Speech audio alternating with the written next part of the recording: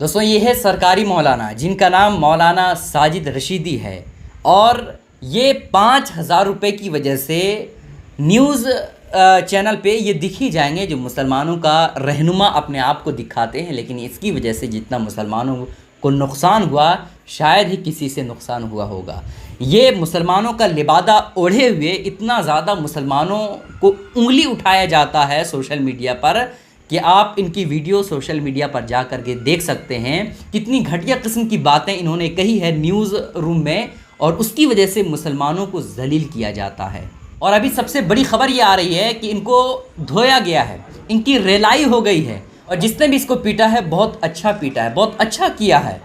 मैं ये बात इस वजह से कह रहा हूँ दोस्तों, और इसे सरकारी मौलाना इस वजह से मैं कह रहा हूँ, आगे चल कर के इस मौलाना की हकीकत आप जानिएगा तो आपके पैरों तले से ज़मीन खिसक जाएगी।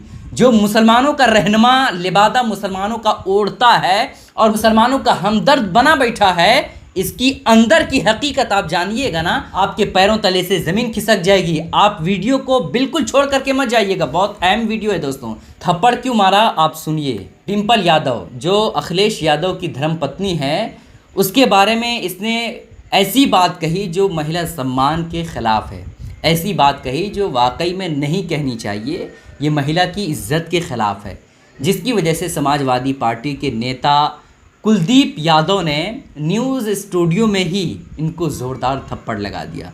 थप्पड़ लगाने के बाद इसने एक वीडियो भी जारी किया है, आप वीडियो भी देख सकते हैं। नमस्कार साथियों, मैं कुलदीप भाटी पल्ला दादरी गौतम बुद्ध नगर से। मैं युवजन सभा समाजवादी पार्टी से प्रदेश सचिव के पद पे हूँ। भारत की सबसे बड़ी पंचायत में बैठने वाली श्रीमती डिम्पल यादव के लिए एक मौलाना ने आपत्तिजनक टिप्पणी की है। आज वो मौलाना जी डिबेट में बैठे थे और हम भी डिबेट में बैठे थे, तो मौलाना ने आज भी उनके लिए अभद्र टिप्पणी की है और ये बोला कि मैं गुर्जर समाज से आता हूं, तो गुर्जर समाज अपनी गर्दन कटा सकता है। भारत की किसी भी वर्ग की महिला के लिए अपमान नहीं सह सकता। तो आज मौलाना का इलाज कर दिया गया है। धन्यवाद। आगे से भी अगर किसी ने भी इस तरीका की किसी भी वर्ग की भारत की महिला पे टिप्पणी की तो उसका इलाज इसी तरीका से किया जाएगा। नमस्कार। कुलदीप यादव ने साफ तौर पर कहा है कि जो भी शख्स महिला सम्मान के खिलाफ बातें कहेगा उसको पिटाई पड़ेगी और इसी तरीके से हम उसको धोएंगे। लेकिन इनसे बस इतना ही मेरा सवाल है कि इकरा हसन के बारे में जब योगेंद्र राणा ने इतनी अभद्रता और इतनी शर्मनाक बातें कही थी, इतनी शर्मनाक बातें कही, तब आपका ज़मीर क्या मर गया था? उसको आपने क्यों नहीं पीटा? जब आप ये कह रहे हैं कि जो भी महिला सम्मान के ख़िलाफ़ बातें बोलेगा किसी औरत को, उसको मैं इसी तरह से पीटूंगा, तो आपने योगेंद्र राणा को क्यों नहीं पीटा जिसने इकरा हसन के बारे में इतनी बुरी बातें कही है? अरे भैया, नहीं पीट सकते हैं तो कम से कम उसको उसके ख़िलाफ़ एफआईआर दर्ज करवा देते, तब मानते कि आपकी बात सही है। लेकिन सिर्फ मुसलमानों को देख करके थप्पड़ मार देना ये कोई मर्दानगी का सबूत नहीं है, बल्कि एक नामर्द की निशानी है कि जहां आपने जिसको कमज़ोर पाया उसी को थप्पड़ मार दिया। और योगेंद्र राणा जिसने जो महिला सम्मान के ख़िलाफ़ बातें करने में उनको 10 से 12 दिन गुजर गए, लेकिन इसके बावजूद किसी ने भी एफआईआर दर्ज तक नहीं करवाया। आप करवा देते। लेकिन खैर, ये सब पॉलिटिक्स की बात है, सबको अपनी अपनी रोटियां सेकनी हैं। वोट के लिए ये लोग किस हद तक गिर सकते हैं आप इस बात से भी अंदाज़ा लगा सकते हैं।